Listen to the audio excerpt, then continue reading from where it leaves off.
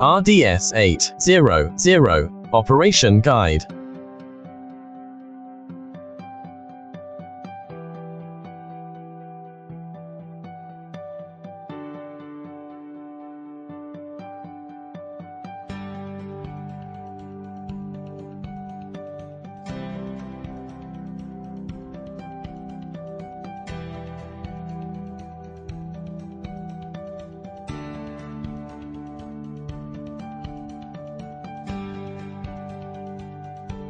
First, turn on the power switch. Second, rotate the knob at the top of the wireless remote control.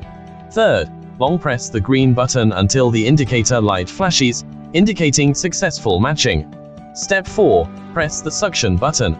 Step 5, when the vacuum pressure sensor shows a value of -60 kPa to -70 kPa, the vacuum gauge points to the green area, and the vacuum alarm light does not sound.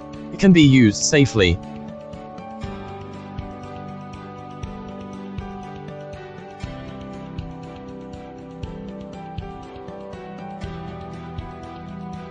Step 6. The wireless remote control for RDS 800 tilts 90 degrees and rotates 360 degrees endless.